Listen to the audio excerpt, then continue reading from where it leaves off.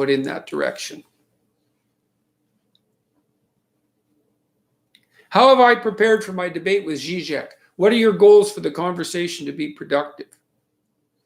Well, I haven't prepared enough, but I've got tomorrow, and you can do a lot with one day. I want to review some more of Zizek's YouTube videos. I want to go through a couple of his books. I've got some good lists of what seems central.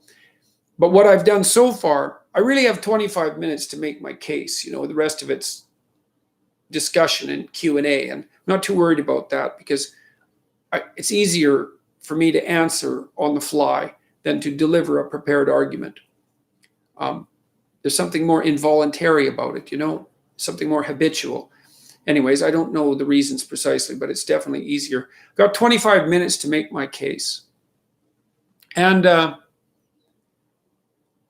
the way I prepared for that was that I reread the Communist Manifesto and thought it through. And I've identified what I think the fundamental, every philosophical treatise or every treatise that purports to be philosophical is predicated on a set of assumptions or axioms that make up the undeclared articles of faith of the statement. And so I've tried to identify what those are. Some of them, anyways. I won't have time to cover all of them. So I've identified, let's say, 5. It's going to be somewhere between 5 and 10. And then I've thought through whether or not they were credible as axioms. And I don't believe that, I don't think I discovered a single axiom in the Communist Manifesto that was credible. What I discovered instead, I think, is that tract was written by 2 people who could think, but who couldn't think about what they were thinking, because the propositions that they put forward are so uncritically accepted by the writers of the tract that it's actually a kind of miracle. I'll just give you one example, and I will bring this up tomorrow in the debate.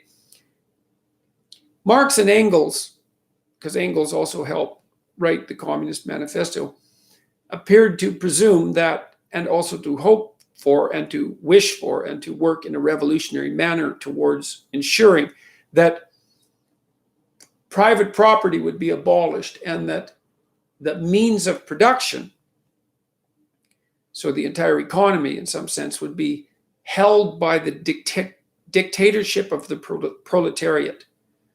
And that would be a consequence of the working class seizing control. But there's no real development of that as an idea. It's like, well, seizing control,